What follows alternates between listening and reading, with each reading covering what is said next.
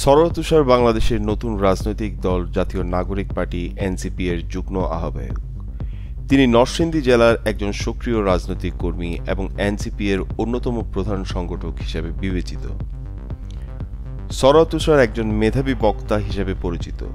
তিনি বিভিন্ন talk show এবং আলোচনায় সমাজ ও রাজনীতির বিষয়ে তার গভীর জ্ঞান ও বিশ্লেষণী দৃষ্টিভঙ্গি উপস্থাপন করেন। সম্প্রতি তার ফেসবুক পেজে দুটি নতুন বই প্রকাশনার ঘোষণা দিয়েছেন।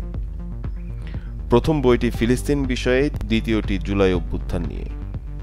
তিনি উল্লেখ করেছেন যে ভবিষ্যতে রাজনীতিতে সক্রিয় থাকলেও লেখালেখি তার অক্সিজেন, তা তিনি কখনোই বাদ দেবেন না। জাতীয় নাগরিক পার্টি 28 ফেব্রুয়ারি 2025 সালে আত্মপ্রকাশ করে। দলটির লক্ষ্য দেশের প্রচলিত দ্বিদলীয় রাজনৈতিক সংস্কৃতি থেকে বেরিয়ে এসে নতুন রাজনৈতিক ধারা প্রতিষ্ঠা করা। সরোয়ার তুষার বিশ্বাস করেন জনগণ এই দ্বিদলীয় অত্যাচার থেকে মুক্তি পেতে চায়, আর এজন্যই নতুন রাজনৈতিক দলের প্রয়োজন অনুভব করেছে। এনসিপির মুখ্য সংগঠক উত্তরাঞ্চল সার্জিস আলম তার ভেরিফাইড ফেসবুক পেজে সরোয়ার তুষারকে দলের সম্পদ হিসেবে উল্লেখ করেছেন। তিনি লিখেছেন, জাতীয় নাগরিক পার্টির একজন অ্যাসেট নরসিংদীর সরোয়ার তুষার ভাই। তিনি আমাদের দলের যুগ্ম আহ্বায়ক। তরুণ প্রজন্মের এমন শত শত আইকনদের নিয়েই তৈরি হয়েছে আমাদের রাজনৈতিক লড়াই। সরোয়ার তুষার মনে করেন সুষ্ঠু নির্বাচন নিশ্চিত করতে নির্বাচন ব্যবস্থা সংস্কার প্রয়োজন। তিনি বলেন, নির্বাচন তো হতেই হবে, তবে তার সংস্কারের পর। যে এই রাজনৈতিক দলগুলো যারা অষ্টপ্রহর আমাদেরকে জ্ঞান দেয় যে আমরা রাজনীতি বুঝি না, আর তারা মহা রাজনীতি বুঝে, তারা এরশাদকে, যাকে আমাদের ছাত্র জনতা পতন ঘটিয়েছে, সেই এরশাদকে তারা শেষ দিন, মৃত্যুর শেষ দিন পর্যন্ত রাজনীতি করতে দিয়েছে। এখনো তারা বলতেছে যে শেখ হাসিনাকে আসতে দিবে তারা, শেখ হাসিনা আওয়ামী লীগ নির্বাচন করুক, জনগণ নাকি সিদ্ধান্ত নিবে। এটা নাকি আমরা নাকি বলতে পারবো না যে আওয়ামী লীগের বিরুদ্ধে, মানে আওয়ামী লীগের নিষিদ্ধ কিংবা নিবন্ধন বাতিলের দাবি নাকি করা যাবে না, জনগণ নাকি নির্বাচনের মাধ্যমে সিদ্ধান্ত নেবে। আরে ভাই, এখন তো বলতে হয় যে আমরা কি বোকা নাকি? 5 আগস্টে তো আমরা ইতিমধ্যেই তো এই জনগণ তো আওয়ামী লীগের বিরুদ্ধে রায় দিয়েছে। আওয়ামী লীগের বিরুদ্ধে রায় হচ্ছে আওয়ামী লীগ একটা পলাতক দল।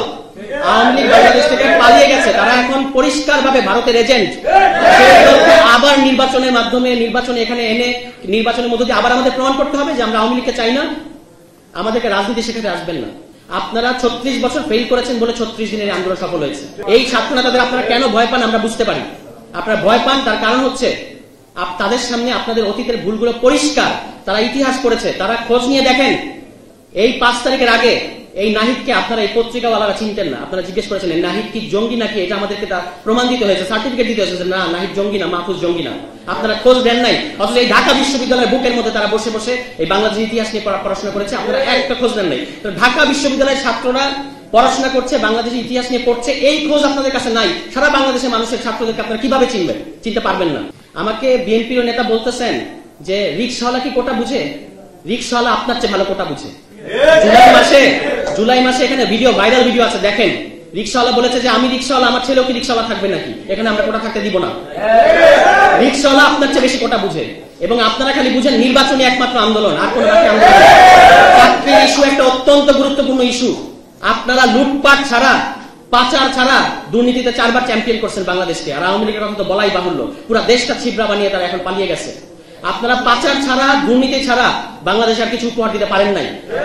আমাদের দেশের ছেলেরা, আমাদের দেশের তরুণরা কিভাবে, তারা কি করে তারা খাবে? তারা কি চাকরি করবে না? ঠিক আছে, চাকরি সবার চাকরি করতে হবে না, তাহলে আপনি তাকে উদ্যোক্তার কোনো ইনসেন্টিভ দিচ্ছেন? কোনো ইনসেন্টিভ তারা দেন নাই আমাদের তরুণদেরকে। তাহলে তারা চাকরি আন্দোলন করবে না? আপনাদের নির্বাচনের পিছনে কি আপনাদের পিছিয়ে দাঁড়াবে এবং তারপর আপনারা আবার ক্ষমতায় এসে আমাদের সাথে জুলুম করবেন? এই কারণে আপনাদের নির্বাচনের দাবিকে আন্দোলনে জনগণ সাড়া দেয় না। এই কারণে আপনারা 7 জানুয়ারিতে ফেল করছেন। স্বীকার করেন আপনারা কেন 7 জানুয়ারির আগে যে দামি নির্বাচনের কথা আমরা বলি, আপনারা তো দামি আন্দোলন করেছেন। আপনারা দামি আন্দোলন করেছেন যে স্যাংশন দিবে আমেরিকা, এবং সেই স্যাংশনের ইয়েতে এখানে আওয়ামী লীগ করে যাবে, তারপর সুষ্ঠু নির্বাচন হবে। তাহলে জুলাই মাসে অপরিচিত ছাত্ররা যখন রাস্তায় ডাকলো, মানুষদেরকে, জনগণকে ডাকলো, এই ছাত্রনেতা আসিফ 2 দিনের ছেলে, তাকে কেউ চিনত? সে যখন ডাকলো যে ছাড়তে হবে ক্ষমতা, ঢাকায় এসে জনতা লক্ষ লক্ষ কোটি কোটি মানুষ কেন রাস্তায় নামছে? একটু পার্থক্যটা বোঝার চেষ্টা করেন। 36 বছরের বর্ষিয়ান রাজনীতিবিদ, একটু বোঝার চেষ্টা করেন পার্থক্য। এটাই হচ্ছে পার্থক্য। 36 বছর আর 36 দিনের পার্থক্য এখানেই। এই 36 দিনকে অবজ্ঞা করে আপনারা রাজনীতি করবেন? আমাদেরকে আর মহড়া দেখায়েন না।